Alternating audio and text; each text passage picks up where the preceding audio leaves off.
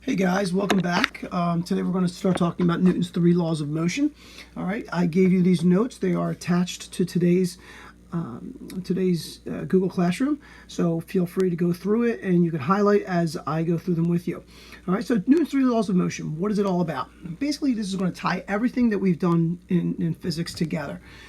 And we know that forces are, physics is all about forces, and forces create momentum. And that's really important. Forces create momentum.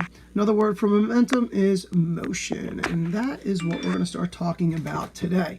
All right, so whenever there is motion, it doesn't matter what it is. It could be your foot, it could be a ball, it could be picking up a glass, it could be tripping and falling over. Anything that has motion. Whenever there is motion, it must follow all three of these laws. So that's right. Anytime something moves, it must follow all three of these laws. And that's really important. So let's say that you're kicking a soccer ball. It's going to follow law 1, law 2, and law 3.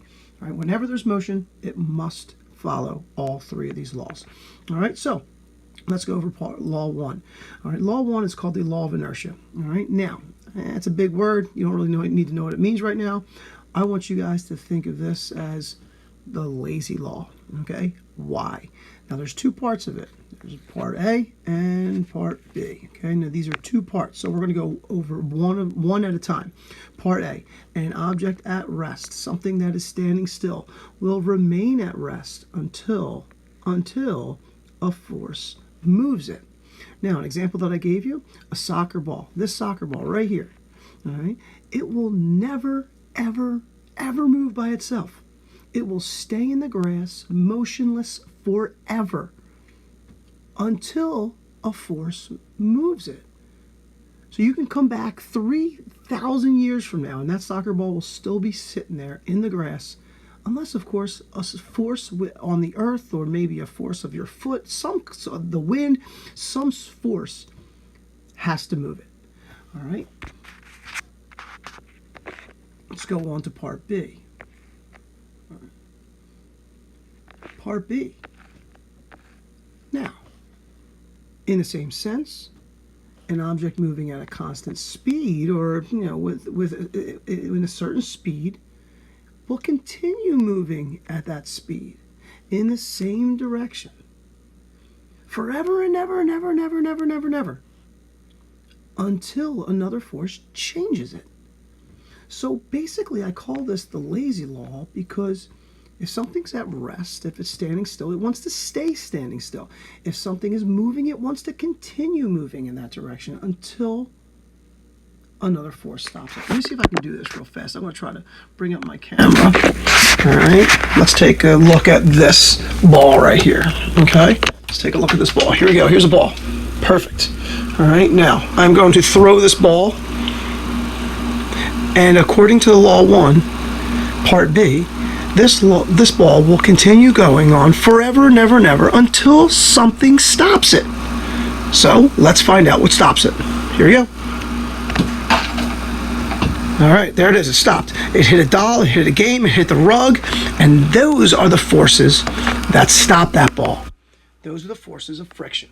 Friction is what is going to stop that ball from moving. So, the law of inertia, the lazy law, always says that objects want to keep doing what they're doing. If it's standing still, it's going to stay standing still. It wants to stay standing still. And if an object is moving, it wants to stay moving. Until, of course, in either of the cases, another force stops it or changes it. All right, now in the picture, this boy in the picture above kicks a soccer ball. The soccer ball will continue going on forever and ever and ever and ever in the same direction with the same speed until another force like the net stops it. All right, let's move on to law number 2. All right, law number 2, and we'll do this one in good old-fashioned yellow. All right, law 2 is F equals m times a. F meaning the force, m equals the mass, and a is the acceleration. Basically, all this is saying is that the force, the mass, and the acceleration are all related to one another. All right, they're all related. So if you change the force, it's going to change the mass, it's going to change the acceleration. If you change the mass, it's going to change the force and the acceleration. If you change the acceleration, it's going to change the mass and the force. So how does that work? Well, I like to call this the twins law. Because back in the 80s, there was this movie with Arnold Schwarzenegger and Danny DeVito, all right? And they were twins, but they could not be, they were completely different. They were completely opposite twins. One was a really big, strong, massive man, and the other was this little wimpy, nerdy guy, Danny DeVito. Now, their masses were different. Their forces were different. And of course, their accelerations were different as well. Now, this law says that the speed of an object depends on how big the mass is. And of course, the strength of the applied force on the object. Let's do some examples. So, part A of this law. So there's two parts again, 1 and 2. All right. Bigger masses need stronger applied forces to move them. So smaller masses need weaker applied forces to move them. This is common sense, guys. All right, here we have a wagon with 1 person in it. Here we have a wagon with 4 people in it. Obviously, this one is going to have more mass. This is obviously has less mass. And so this is going to be, this first one right here is going to be easier to pull. Why? Because you need less force. There's less mass, therefore in order to accelerate it, you need to put in less force. So simple, common sense. This one over here, this second one, this one is going to be a little harder to pull. Why? Because there's more mass.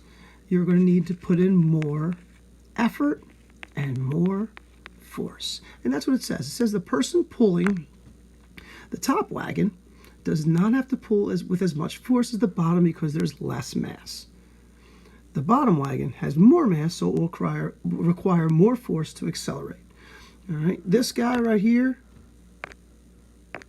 would be sweating because he's got to put so much force. This guy, he'd be smiling because he has less force to do to put in. All right, it's just like throwing a bowling ball versus a basketball. If you want to throw a basketball, you don't have to throw it hard. But if you want to throw a bowling ball, you got to throw that really hard with a lot of force in order to get it to accelerate. All right, which brings us to part B. Okay, part B. It says, now let's just say that you apply the same amount of force to 2 different objects with different masses. What's going to happen to their acceleration? Well, let's take this guy. This guy right here has a basketball in his hand, and he's pushing it with a little bit of force. The same kid is going to try to move this car with the same small force. Well, what happens? The basketball is going to go, but the car is not going to go anywhere. I'm going to give you another example with my house. All right, here we go. My kids' toys. Here we go. I got 2 kids' toys right here. All right. Put this down right here. All right. Now, I'm going to apply the same exact force to each of them. And it's this. This flick. That's all I'm going to do is I'm going to flick it. All right. Here's a little mass. I'm going to flick it. Ready? Here it is. Okay. Car went, I don't know, maybe a foot. I'm going to try to flick the same exact flick, same force, only this big, massive truck didn't move at all. We applied the same force, but we got different results because of Newton's second law of motion, which says that the bigger the mass requires more of an applied force to accelerate them. Okay? Just like the boy with the basketball versus the boy with the car. The basketball is going to go a lot further and a lot faster than the larger mass of the car with the same applied force. Which then brings us to number 3. Action and reaction. And I like to call this the UFC law, because if you guys ever seen a UFC fight, you know that those guys punch each other and beat each other up, and they're always giving each other equal forces, and the strongest guy normally wins.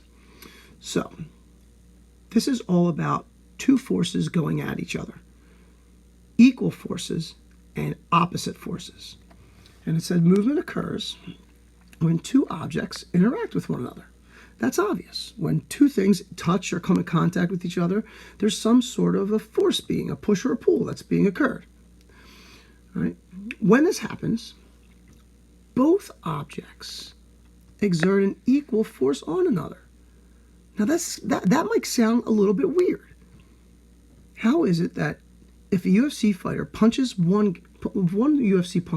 fighter punches the other UFC fighter in the face with his fist, you're telling me that the face punches back at the fist? And it absolutely does. All right, and I'll explain that in a little bit. It says now these forces are called action and reaction forces. So there's always two forces going in the opposite direction that are equal to one another. These forces are in opposite direction. Now the stronger force is going to create the momentum, and that's important. Okay, so here we go. Here's an example of this, and I find that this law is very easy to understand if you look at examples. You have a girl here. She's swimming. When she's swimming, she's pushing against her feet against the wall. Now, according to this law, the wall is also pushing back against her. Equal and opposite forces. Well, how do you know? Well, it says in the picture above, the swimmer is exerting a force on the wall, and the wall is exerting a force back on the swimmer. They're equal forces, and the force of the swimmer and the wall are in opposite directions, which we just saw with the red and the blue arrow. Now, how do we know that they're equal and opposite forces? Well, it's all because of the motion. In which way does the female swimmer go? Well, she goes this way. Why? Because the wall is stronger. She's pushing against the wall, and the wall is pushing back at her. And because the wall's not going to move, the wall is stronger, she gets propelled in the forward direction. The stronger force creates the momentum. The wall was the stronger force, which created the momentum of the girl going forward. Let's take a look at the guy over here, the diver. In the picture above, the diver is exerting a force downward. He's pushing down on the springboard. The springboard, according to this law, is then also exerting a force going upward, an equal and opposite force. So that means the stronger the force going down on the diving board, the more he pushes down, the higher he's going to go up and spring upward. Why? Because the springboard is the stronger of the force. Now, let's just say that the springboard broke. You see it all the time in America's Funniest Home Videos. Guy goes and jumps, big guy jumps on a diving board, the diving board breaks. Well, in that case, if that was the case, those equal and opposite forces, the diver's force would be stronger, and that would create a momentum in the opposite direction of the broken board. All right? Let's think of it in this. I'm going to give you one more example using my kids' toys. Go back to the ball. Here we go. Back to the ball. All right? Here we go. We got the ball. Now, the ball, I'm going to throw it towards the wall. It's going to hit the wall, and according to this law, the wall is going to force it back at me. How do I know? Because it bounces back. I throw the ball against the wall exerts a force on the ball, and the ball exerts a force on the wall, and the wall exerts a force back on the ball, and that's why it bounces back. And these are Newton's 3 laws of motion. You guys can watch this short video that I attached for you guys from YouTube, and then you can, after you're done with that, then you can do the response in the classwork stream. Make sure you answer it so everyone can see it in today's classwork stream. Hope you enjoyed the lesson.